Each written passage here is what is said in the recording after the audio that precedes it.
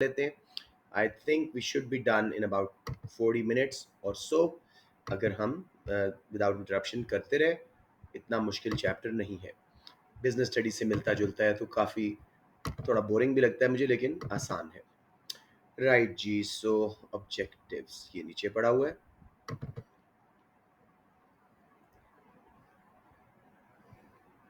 Right जी, इसको पहले थोड़ा सा एक ग्रिड समझते हैं, जो इसमें पूरा हमने चैप्टर कैसे पढ़ना है इसको देखना है। जी बच्चों, यस, यूनिट 8 है ये, ऑब्जेक्टिव, डिस्क्रिमिनेशन एंड कंटेस्टेबिलिटी। ये तीन मेजर टॉपिक हमने पढ़ने हैं इसके अंदर। Objectives of firms. ऑब्जेक्टिव्स आपको बताइए, एम्स और targets a firm works towards. Objectives of firms में इकोनॉमिक्स हमें चार थ्योरीज देती है। Starting with extreme left, traditional economic theory क्या कहती है? प्रॉफिट मैक्सिमाइजेशन, कि फर्म्स प्राइवेट सेक्टर की शॉर्ट रन लॉन्ग रन में हर वक्त प्रॉफिट मैक्सिमाइज करती हैं, और वो कहाँ पे होता है? MCMR की आउटपुट पे। फिर जी, मैनेजरियल थ्योरीज, मैनेजर्स यानी डायरेक्टर्स जो बिजनेस को रन कर रहे होते हैं, उनका एम प्रॉफिट नहीं होता। They go for revenue maximisation, sales maximisation, market share growth. उस सिलसिले में रेवेन्यू मैक्सिमाइज करने के लिए तब तक प्रोड्यूस करते रहते हैं जब तक MR, एडिशनल रेवेन्यू, आखिरी यूनिट से कुछ ना आए। ठीक है, MR जीरो हो जाए तो रेवेन्यू मैक्सिमाइज्ड। सेल्स मैक्सिमाइजेशन कहाँ होती है? जब फर्म नॉर्मल प्रॉफिट तक चली जाती है, ACAR पे प्रोड्यूस करती है। फिर behavioural theories, behavioural economist believe that firms do not maximize profit, they aim for just a satisfactory level of profit called satisficing profit. इस केस में फर्म नॉर्मल प्रॉफिट से ऊपर यानी ACAR से ऊपर प्राइस रखेगी, और MCMR से नीचे ना मैक्सिमाइज करेंगे ना नॉर्मल प्रॉफिट अर्न करेंगे, बीच में एक satisfactory level of profit earn करते रहेंगे। गवर्नमेंट का ऑब्जेक्टिव आपको पता है, प्रॉफिट नहीं होता, वो एलोकेटिव एफिशिएंसी चाह रहे होते हैं। मार्जिनल कॉस्ट प्राइसिंग पे फर्म्स को, प्राइवेट सेक्टर की भी और अपने पार्क्स वगैरह की भी मार्जिनल कॉस्ट प्राइसिंग करते हैं। MC=AR की आउटपुट लेते हैं।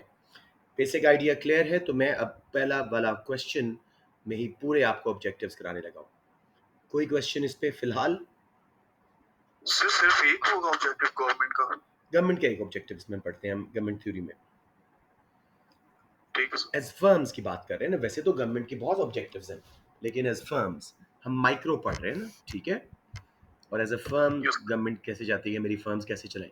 राइट जी, सो सबसे पहले let's learn the objectives of firm through a common question. Discuss if firms are always willing and able to maximize profit as suggested by economic theory. कभी economic theory का word आए कि wage determination according to economic theory या efficiency according to economic theory, don't worry, आप जो पढ़ रहे हो इकोनॉमिक थ्योरी ही है ना, तो don't worry about this term. सबसे पहले मैं जरा एक बार चेक कर लूं कि have I started recording. Yes I have. सबसे पहले हम की टर्म्स देखते हैं इस क्वेश्चन में, फर्म्स, प्रॉफिट, और फिर मैक्सिमाइजेशन तो हमने करना ही है।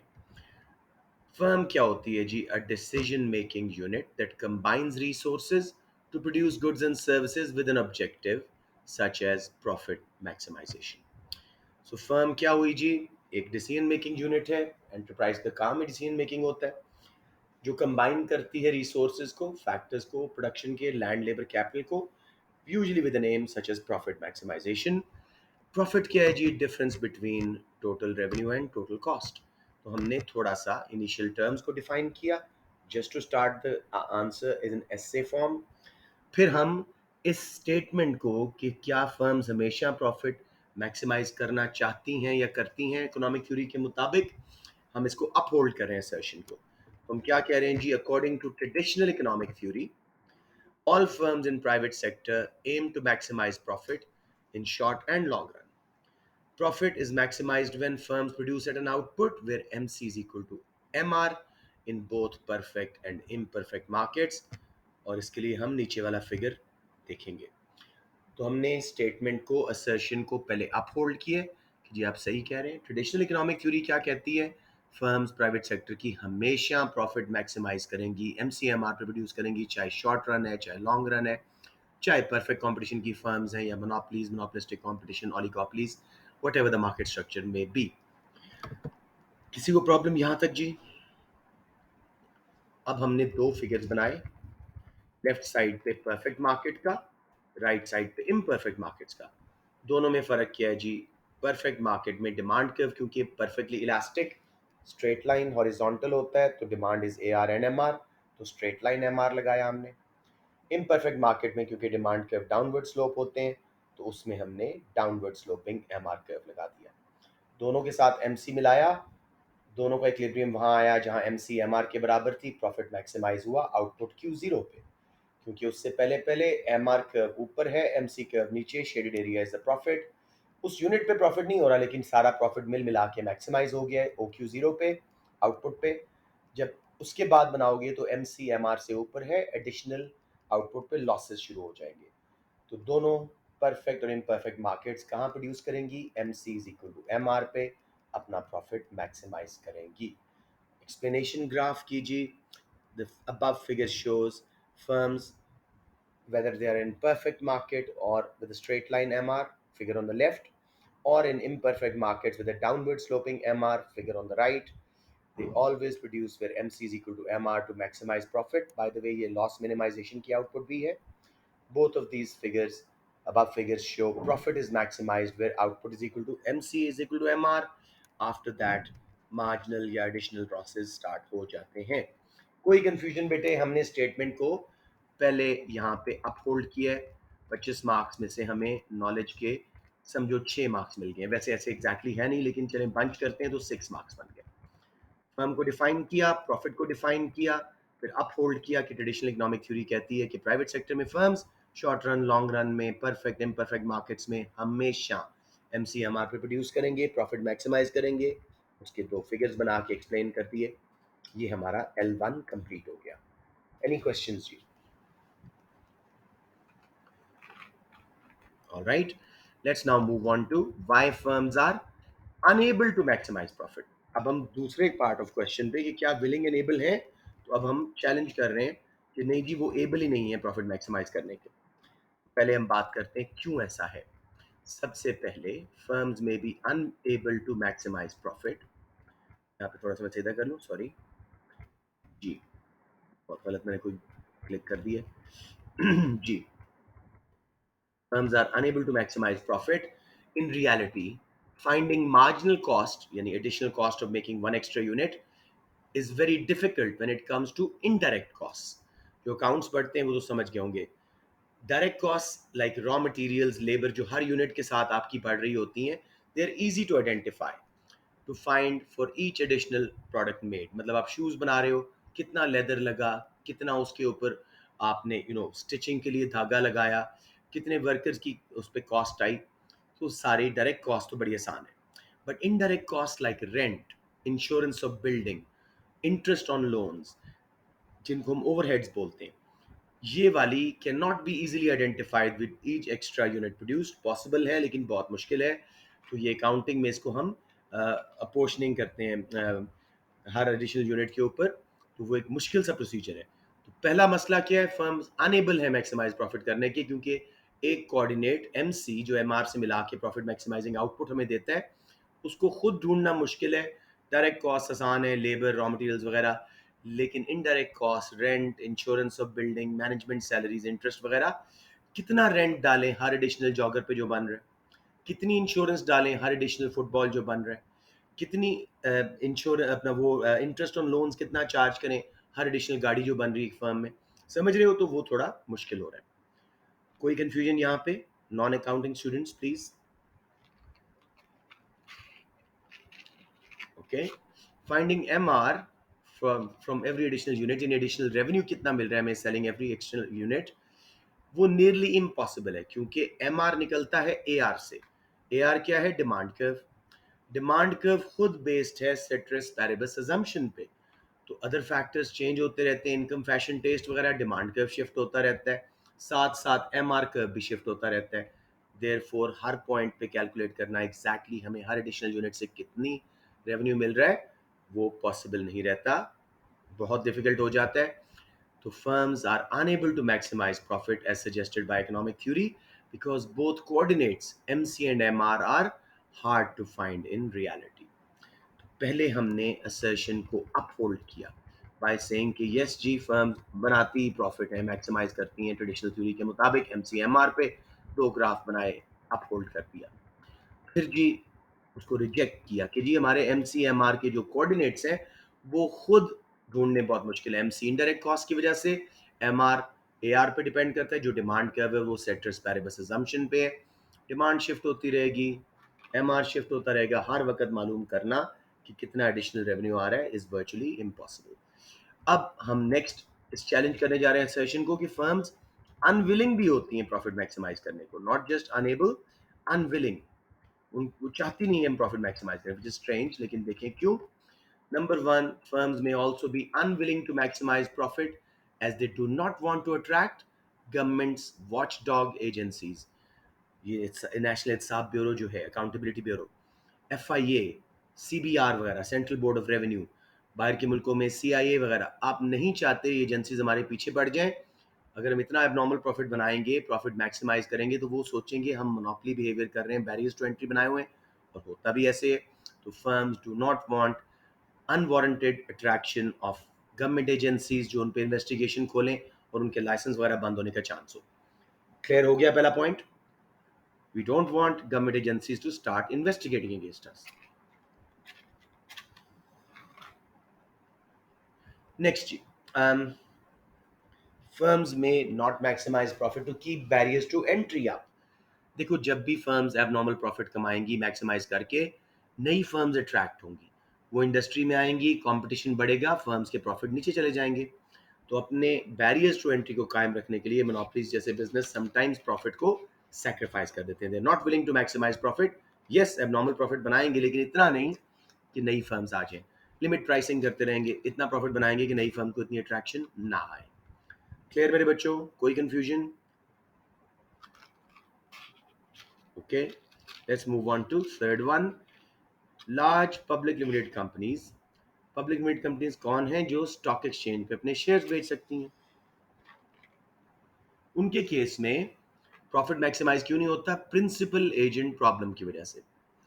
प्रिंसिपल होते हैं शेयर होल्डर्स यानी owners of the firms. Agent जो रन कर रहे हैं, कंट्रोल कर रहे हैं कंपनी को, मैनेजर्स और डायरेक्टर्स। मैनेजर्स का एम होता है ग्रोथ, क्योंकि उनका स्टेटस, उनकी प्रमोशन, सैलरी सब कुछ ग्रोथ के साथ है। जितना बड़ा बिजनेस, मैनेजर की इज्जत, तनख्वाहें, प्रमोशन के चांसेस ज़्यादा। साथ में शेयर होल्डर्स का एम होता है शॉर्ट टर्म प्रॉफिट बनाना, डिविडेंड्स मिले हमें। तो मैनेजर्स अगर रन कर रहे हैं तो वो प्रिंसिपल के एम को पीछे रखेंगे, ग्रोथ को आगे रखेंगे, प्रॉफिट को सैक्रिफाइस कर देंगे। ये principal agent problem is little bit important. मुझे बताओ कोई कंफ्यूजन यहाँ पे? ये हर में से एक एमसीक्यू आस्ते हैं। सॉरी सॉरी, आप रिपीट कर सकते हैं, मैं समझ नहीं आया। ऑफ कोर्स मेरा बेटा। पब्लिक लिमिटेड कंपनीज जो शेयर्स बेचती हैं स्टॉक एक्सचेंज पे, जैसे नेस्ले है, उसको रन शेयर होल्डर्स नहीं कर रहे होते। शेयर होल्डर्स उसके टिम्बकटू में बैठे हुए हैं, अफ्रीका में, पाकिस्तान में, किसी ने 10 शेयर लिए हैं, किसी ने 10,000।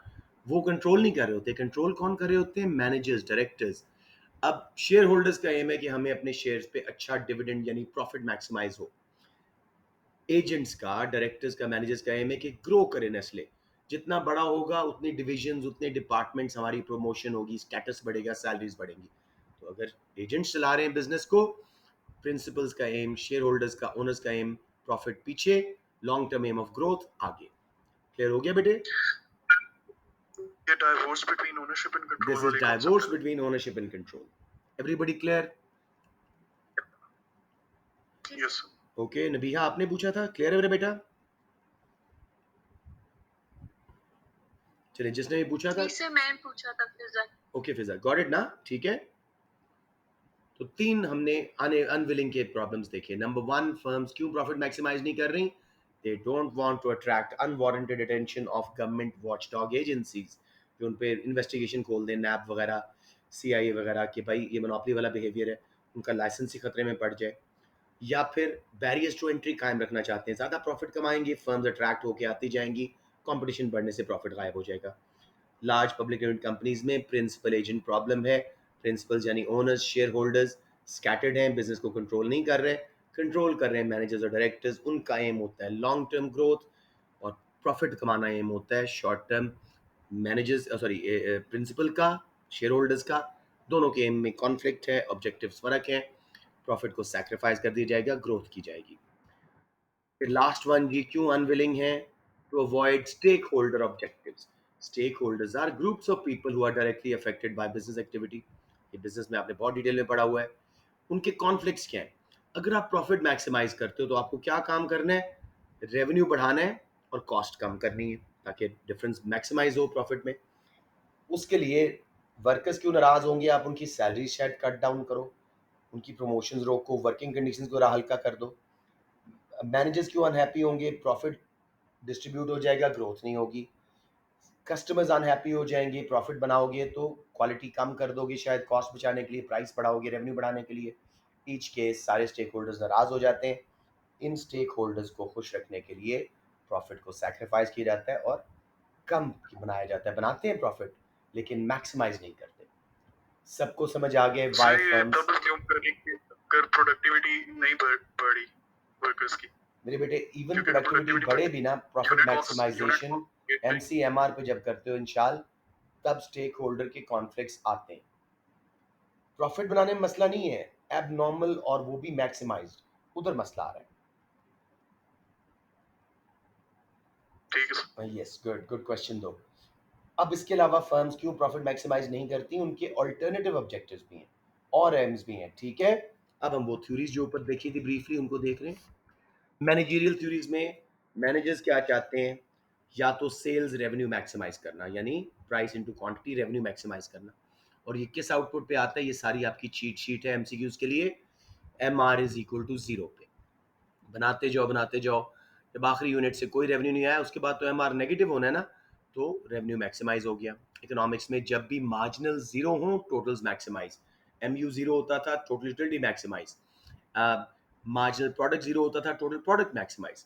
तो basically this is because managers and workers की जो सैलरीज हैं, बोनसेस हैं, वो रेवेन्यू में से दिए जाते हैं, प्रॉफिट में से नहीं। टोटल रेवेन्यू में से खर्चे निकाल के प्रॉफिट निकलता है। तो खर्चे हैं सैलरीज वगैरह, वो उसमें से निकलते हैं। तो वर्कर्स को, मैनेजर्स को ज़्यादा इंटरेस्ट रेवेन्यू में compare to profit. So managerial theory का पहला एम सेल्स रेवेन्यू मैक्सिमाइज करना, एम आर जीरो तक प्रोड्यूस करना। सेकेंड ऑब्जेक्टिव इनका है, इस केस में ग्रोथ करना चाह रहे हैं, मार्केट शेयर बढ़ाना चाह रहे हैं, सेल्स या आउटपुट मैक्सिमाइजेशन। तो be careful in the MCQ. Sales revenue maximization M R zero पे आती है। सेल्स या आउटपुट मैक्सिमाइजेशन क्या है? बनाते जाओ जब तक एवरेज कॉस्ट एवरेज रेवेन्यू के बराबर नहीं आती, यानी नॉर्मल प्रॉफिट तक नहीं पहुंच जाते, उस वक्त आपका मार्केट शेयर बढ़ जाता है। तो समटाइम्स अगर कोई कमीशन बेस्ड जॉब है, जैसे सेल्स में होता है, जैसे प्रॉपर्टी डीलिंग में होता है, तो वर्कर्स मैनेजर्स वगैरह ज़्यादा सेल्स करना चाहते हैं, उनको कमीशन मिल रही हैं, तो आउटपुट मैक्सिमाइज करना उनका एम बन जाता है रादर देन प्रॉफिट। इसके अलावा ग्रोथ एंड मार्केट शेयर वगैरह बढ़ाना, ये भी मैनेजरियल थ्योरी का हिस्सा है। कोई कंफ्यूजन जी अभी तक? एक क्विक रिकैप। हमने देखा, क्वेश्चन था discuss if firms are always willing and able to maximize profit. हमने पहले फर्म को डिफाइन किया, a decision making unit that combines resources to have an objective received such as profit maximization. और उसके बाद प्रॉफिट को definition दी थी, it's a difference between total revenue and total cost. फिर हमने असर्शन को अपहोल्ड किया था कि इकोनॉमिक थ्योरी के मुताबिक फर्म्स परफेक्ट कंपटीशन में हो या इम्परफेक्ट मार्केट्स में हो, हमेशा शॉर्ट रन लॉन्ग रन दोनों में प्रॉफिट मैक्सिमाइज करने की कोशिश करते हैं, एमसीएमआर पे प्रोड्यूस करते हैं। दो ग्राफ बनाए थे, एक स्ट्रेट लाइन एमआर वाला परफेक्ट मार्केट्स का, और राइट साइड पे डाउनवर्ड स्लोपिंग एमआर वाला। दोनों में जब एमसीएमआर इकट्ठे हुए थे, प्रॉफिट मैक्सिमाइज हुआ था। लेबल्स थे price revenue cost Y axis पे, क्वांटिटी एक्स एक्सिस पे। उसको एक्सप्लेन करने के बाद हमने कहा फर्म्स क्यों अनविलिंग टू मैक्सिमाइज प्रॉफिट होती हैं, कर रही होती हैं। गवर्नमेंट एजेंसीज हमारे खिलाफ इन्वेस्टिगेशन ना खोल दें मोनोपोली की, इतना प्रॉफिट ना कमाएं। बैरियर्स टू एंट्री हमारे कायम रहे, नए फर्म्स आने से प्रॉफिट कम ना हो जाए, तो थोड़ा प्रॉफिट बनाते हैं, लिमिट प्राइसिंग करते हैं।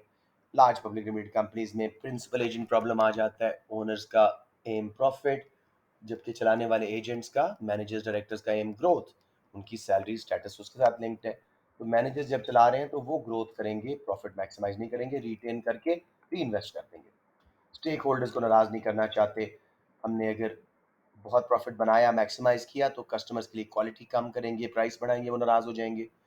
गवर्नमेंट नाराज़ हो जाएगी, प्रॉफिट बना रहे हो इतना, एजेंसीज उनके खिलाफ कर देंगे, उनको नाराज़ नहीं करना चाहते। मैनेजर्स वर्कर्स कि हमारी सैलरीज कट डाउन कर रहे हो, प्रमोशंस नहीं दे रहे, all of that will cause stake holder conflict.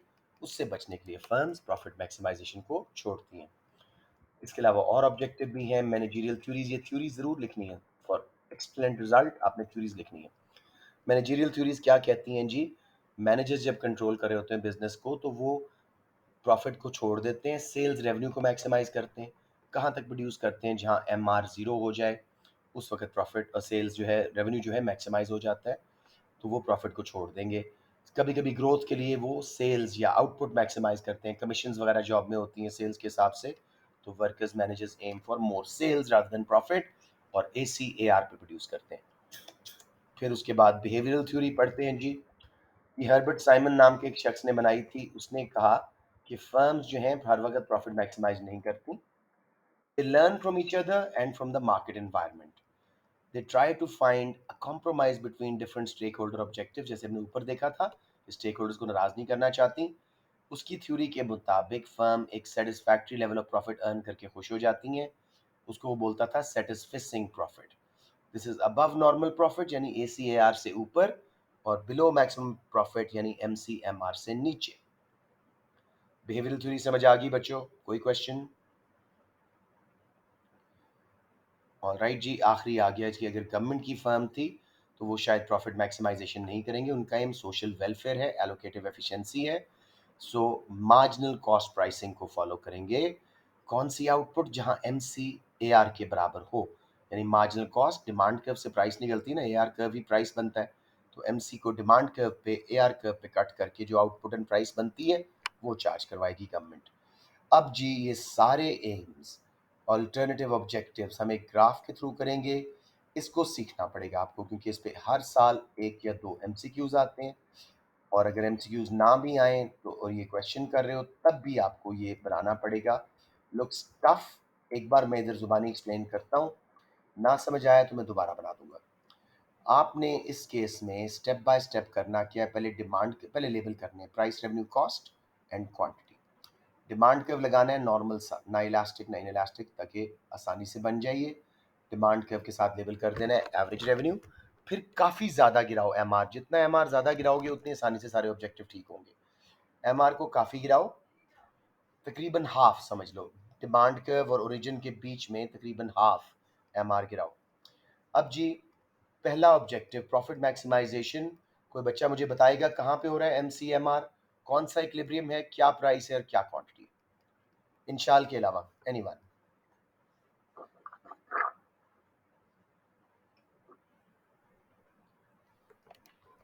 No one? Can you not find the MCMR equilibrium? जी बेटे बोले बोले। E zero. E zero. Output क्या है? Q zero and price P zero. Price हमेशा डिमांड कर्व से बनती है, पी जीरो। शाबाश। मेमुना अजहर मुझे बताएं रेवेन्यू कहाँ मैक्सिमाइज हो रहा है, सेल्स रेवेन्यू जहाँ एम आर जीरो हो जाए, देखो जरा। बंद करो। मेमुना एम आर जीरो कहाँ पे हो रहा है इस ग्राफ में? इक्विलिब्रियम बताओ, आउटपुट बताओ, प्राइस बताओ।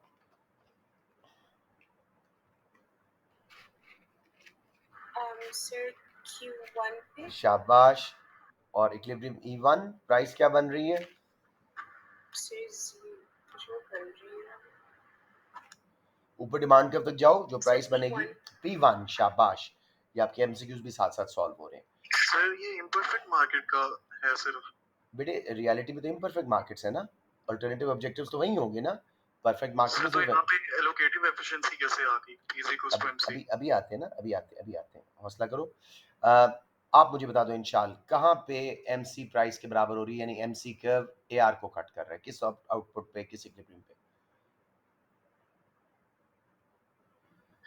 सर एमसी एआर को जा कट कर रहा है। जी बेटे, कौन सा इक्विलिब्रियम है, क्या प्राइस है, क्या आउटपुट है? Sir Q zero. No, MC AR को कट कर रहा है जहाँ पे, सर वहां पी टू है। कौन सा? P2। P2 इक्विलिब्रियम E2 और क्वांटिटी Q2। अब समझ आ गया, ये एलोकेटिव एफिशिएंसी आ रही है। यस या सर, लास्ट, लेकिन जी जी क्वेश्चन ये जी। था कि वो इम्परफेक्ट मार्केट्स में कैसे एलोकेटिव एफिशिएंसी आ जाएगी। बेटे देखो, एलोकेटिव एफिशिएंसी का कोई परफेक्ट मार्केट होना ज़रूरी नहीं है। As long as marginal cost price के बराबर है, एलोकेटिव एफिशिएंसी का ग्राफ पे क्राइटेरिया पूरा हो रहा है, डेड वेट लॉस नहीं हो रहा। एमसी सप्लाई कर्व है, डिमांड कर्व एआर है, सप्लाई डिमांड की allocation without externalities means allocative efficiency. Clear हो गया? Yes sir. जी मेरे बेटा, नेक्स्ट देखते हैं जी। लेट्स से फाइक कहाँ पे ACAR को कट कर रहा है, सेल्स मैक्सिमाइजेशन कहाँ पे हो रही है?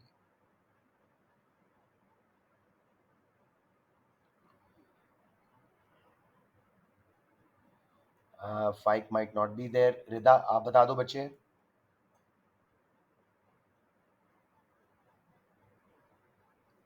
क्या चीज है? कहाँ पे एवरेज कॉस्ट एवरेज रेवेन्यू को कट कर रहा है, यानी कि नॉर्मल प्रॉफिट हो रहा है और हम कर रहे हैं आउटपुट या सेल्स मैक्सिमाइजेशन। सर E3 पे। E3 पे। 0.823 and P3। P3 is the price। शाबाश। आखिरी क्वेश्चन लेट्स से फिजा बेटे, सेटिस्फाइंग प्रॉफिट नॉर्मल प्रॉफिट से ऊपर यानी ACAR की आउटपुट एंड प्राइस से ऊपर और MCMR की प्राइस से नीचे नीचे कौन सा, मैंने ब्रेसेस भी लगाई हुई हैं, कहाँ पे सेटिस्फाइंग प्रॉफिट हो रहा है?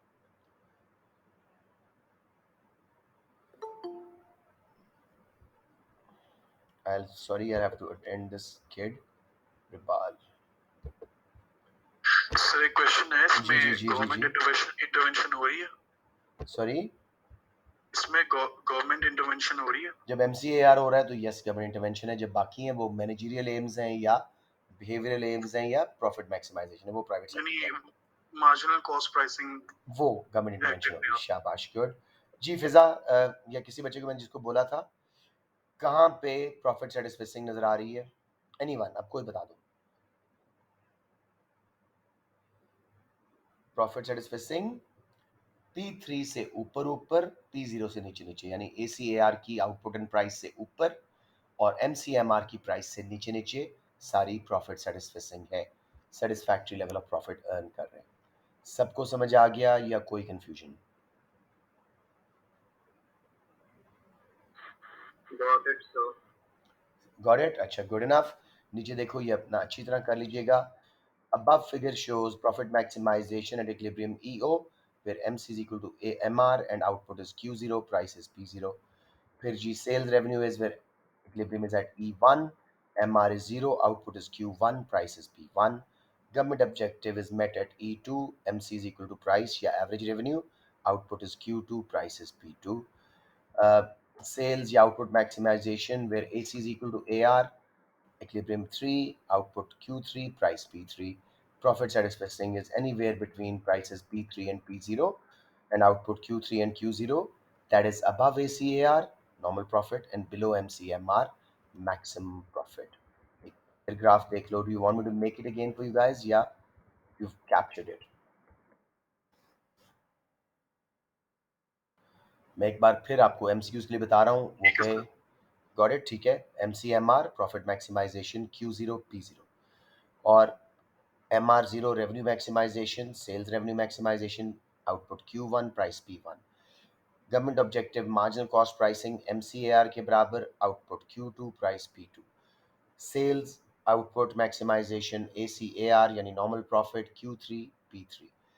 बीच में P0 और P3 के बीच में satisfying profit।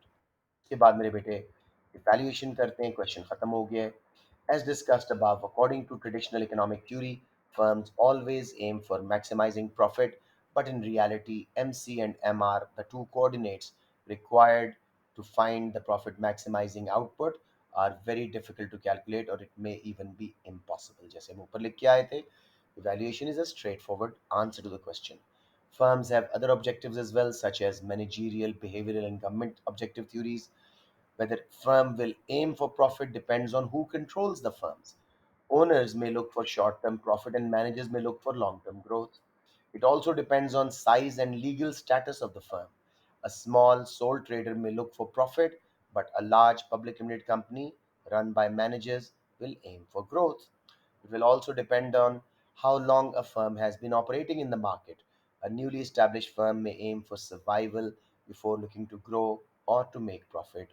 To conclude, firms do not always aim for maximizing profit as suggested by economic theory.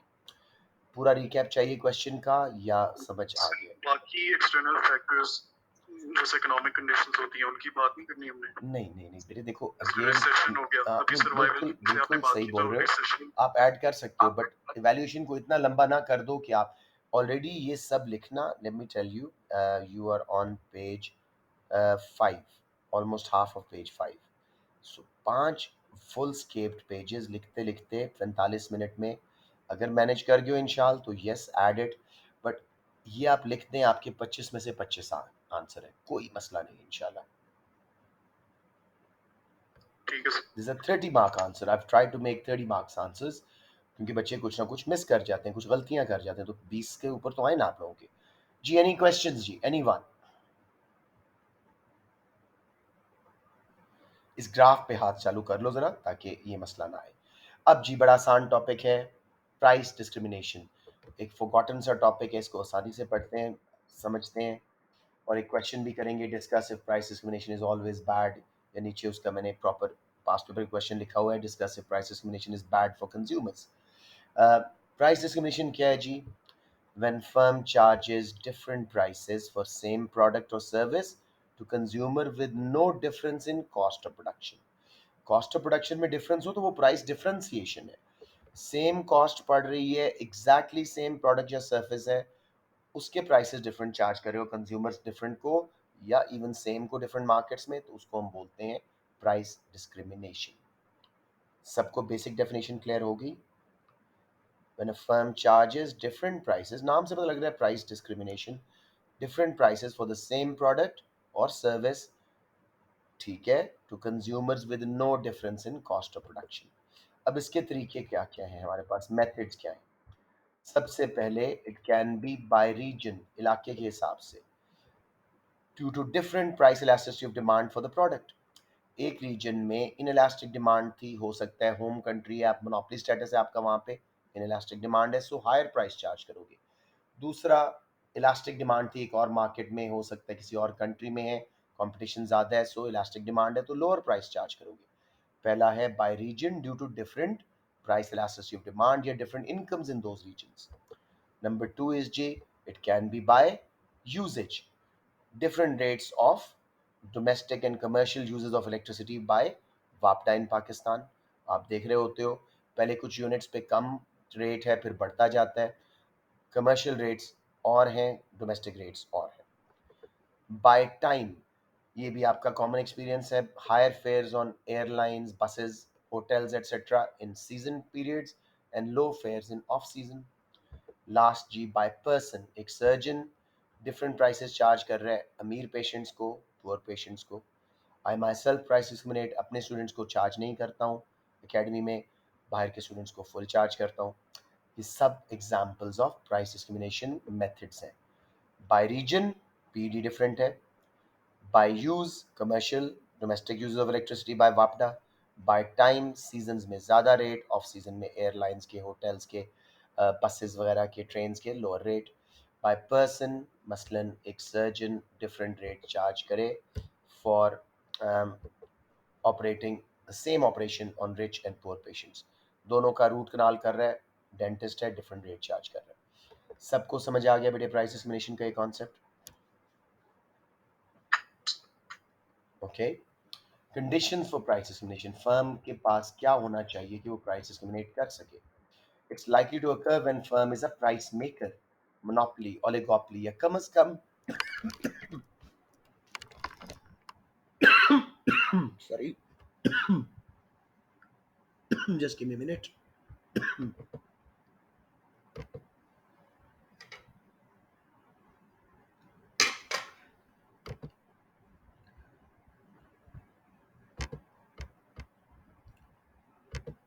ये मैं आपको पढ़ाते पढ़ाते थोड़ा लेट गया था तो वो रॉन्ग पाइप हुआ है, डजंट मैटर।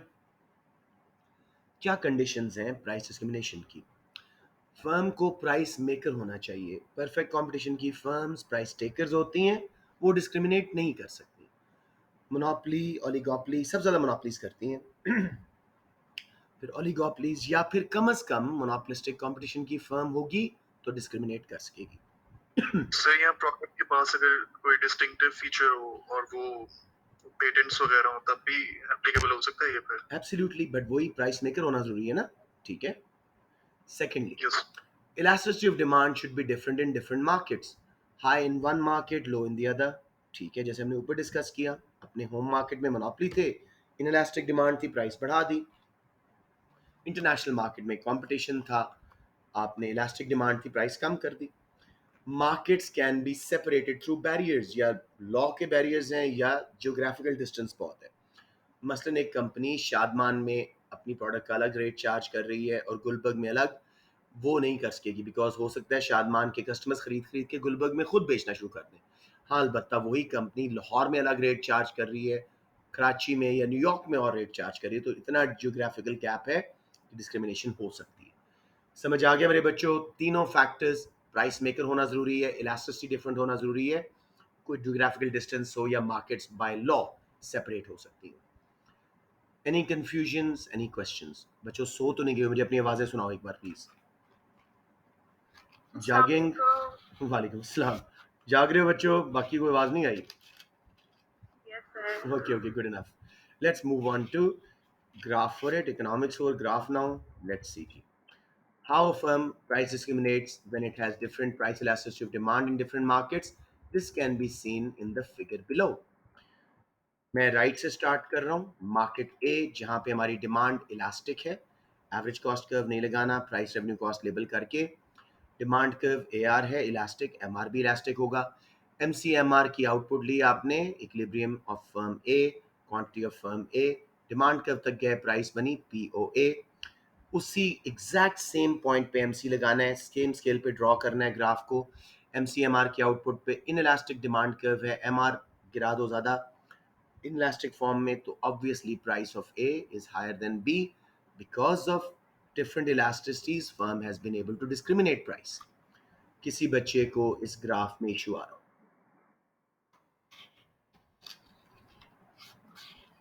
एनीवन जी? All satisfied, comfortable?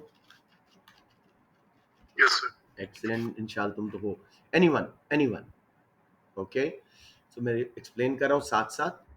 as seen the above, the figure on the right shows market A, where the firm has elastic demand due to probably greater number of substitutes, international market में है, and figure on left shows market B, where firm's demand is inelastic due to less substitutes, perhaps monopoly in home market, firm is able to charge more price in market B due to inelastic demand and at the profit maximizing output of MC is equal to MR, cost वही है।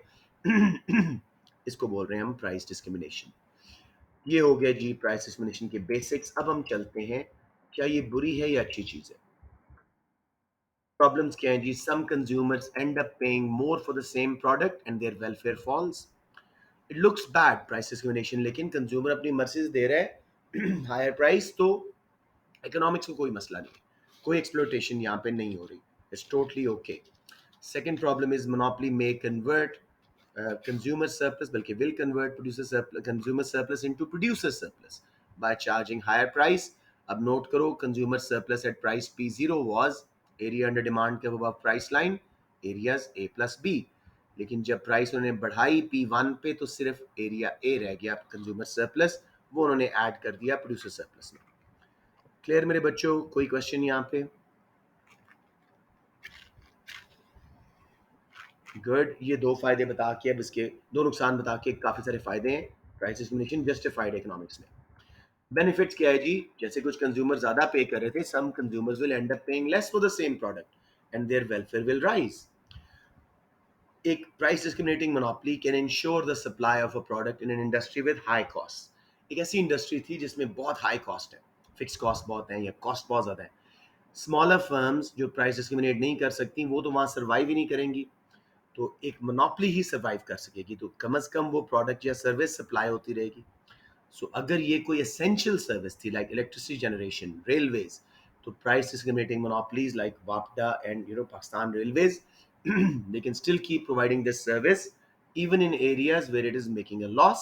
कैसे? Through cross subsidisation. एक तो subsidies हैं जो government देती है, ये बिजनेस अपने आप को सब्सिडी दे रहा है, यानी using the profits from the markets where more profit is made through price discrimination, higher price charge कर रहे थे, उस प्रॉफिट को यूज करके जहां लॉस हो रहा था वहां सब्सिडाइज कर दो, सर्विस को पहुंचाते रहो थ्रू आउट द कंट्री। तो फायदा नजर आ रहा है ना कंज्यूमर्स के लिए कि essential service like monopoly, like electricity वगैरह, सिवाय price discriminating monopolies nobody will be able to provide, because वो एक इलाके में ज्यादा प्राइस चार्ज करके प्रॉफिट बना रहे थे, उस प्रॉफिट को यूज किया लॉस वाले एरियाज में और सर्विस पहुंचाते रहे। लास्ट चीज, there is a social justification for price discrimination. मसलन डॉक्टर अगर पुअर पेशेंट से कम ले रहा है और बसेस वाले बूढ़े या बहुत यंग को बहुत कम चार्ज कर रहे हैं, तो ये सोशली जस्टिफाइड भी हो रही है। To conclude, price discrimination is not bad in itself and can be justified on many economic and social grounds if the intention of price discriminating monopoly that makes it good or bad.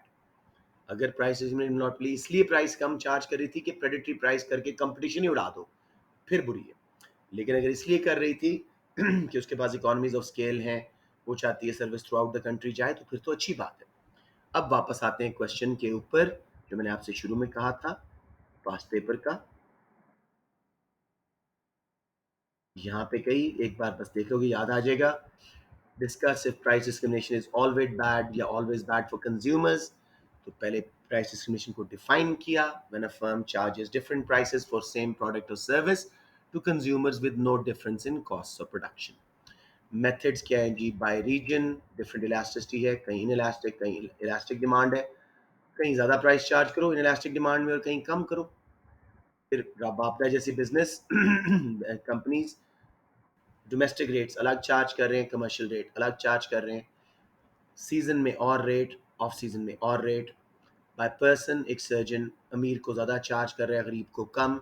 क्या conditions होनी चाहिए price discriminate करने के लिए? Firm should be a price maker, monopoly oligopoly कम से कम monopolistic competition की फर्म, परफेक्ट मार्केट की फर्म्स प्राइस डिस्क्रिमिनेट नहीं कर सकती, वो प्राइस टेकर्स हैं। दोनों मार्केट्स में इलास्टिसिटी डिफरेंट हो, मार्केट सेपरेट हो सकती हैं ज्योग्राफिकली या बाय लॉ। हमने ग्राफ बनाया, एक में इलास्टिक डिमांड एक में इनइलास्टिक, देखो प्राइस डिस्क्रिमिनेट हो गई, एक्सप्लेन किया उसको। फिर बेनिफिट्स एंड प्रॉब्लम्स किए कि कुछ कंज्यूमर्स को मसला होगा, हाई प्राइस दे रहे हैं, उनकी वेलफेयर गिर रही है, मोनोपोली प्राइसेस बढ़ा के कंज्यूमर सरप्लस को प्रोड्यूसर सरप्लस में कन्वर्ट कर रही है। हाउएवर बेनिफिट्स क्या हैं जी? कुछ कंज्यूमर्स को वो चीज़ सस्ती भी मिल रही है, उनकी वेलफेयर बढ़ भी रही है। एक प्राइस डिस्क्रिमिनेटिंग मोनोपोली ही ऐसी इंडस्ट्री में जहां बहुत कॉस्ट है वहां सर्वाइव कर सकेगी, क्योंकि वो कुछ रीजन में हाई प्राइस चार्ज कर रही है और कुछ में लो कॉस्ट के बावजूद वो मैनेज कर रहे हैं। इसलिए कोई एसेंशियल सर्विस लाइक इलेक्ट्रिसिटी सिर्फ एक मोनोपोली ही प्रोवाइड कर सकती है जो प्राइस डिस्क्रिमिनेट करे, जो प्रॉफिट वो हाई प्राइस रीजन से ले रही थी लो प्राइस रीजन में उसको क्रॉस सब्सिडाइज कर दे, अपने ही पार्ट ऑफ बिजनेस को सब्सिडाइज कर दे। सोशल जस्टिफिकेशन भी है, डॉक्टर्स बसेस वगैरह बूढ़ों से गरीबों से कम चार्ज, अमीरों से यंग से ज़्यादा चार्ज। तो कंक्लूड करते हैं प्राइस डिस्क्रिमिनेशन खुद बुरी नहीं है, it's the aim of monopoly company which decides whether it's good और बैड। मुझे बताएं कंटेस्टेबल मार्केट छोटा सा करवा दूं या कल करना है? कंटेस्टेबल मार्केट्स और स्पेयर कैपेसिटी की दो थ्योरीज रह गई हमारे इस चैप्टर में, मुझे बताएं करवा दूं या कल करें? इसका मतलब है ना करवाऊं, बता दें मुझे जल्दी से, शाबाश। से नोट्स सेंड कर देता। नोट्स तो आपको भेजे हुए हैं पहले ग्रुप्स पे, चले मैं आप लोगों के लिए इसकी हार्ड कॉपी बनवा रहा हूँ। इंशाल्लाह मंडे तक ये सब स्कूल्स में मैं प्रोवाइड कर दूंगा, आके बस ले लेना, या पावर रिवीजन में आओगे आप लोगों को दे दूंगा मैं, ठीक है? ठीक है सर। डन हो गया जी, आज यहीं पे रोकते हैं। मैंने अभी ये नोट्स कंप्लीट भी करने थे तो I don't want to rush it. That is it जी। गुड मॉर्निंग सर या आप ये अभी सॉरी जी रिदा। जाएंगे, कल ये नोट्स आप ला रहे हैं ना अभी? जी बिल्कुल, मैं रावी भी लाऊंगा, क्रेसेंट भी, एल्मा भी, जहाँ जहाँ बचे मेरे। What I will do is इसको मैं कंपाइल कर चुका हूँ, बस इसके वो फोटो कॉपी का ऑर्डर हुआ और कल शाम मुझे मिल रहा है। तो मंडे को भी मैंने आना है रावी, ट्यूसडे को भी हम टाइम डिसाइड कर लेंगे ग्रुप पे और वो सारे बच्चों के लिए मैं ले आऊँगा। जिन्होंने खरीद लिए, जिन्होंने नहीं खरीदे वो मेरे पास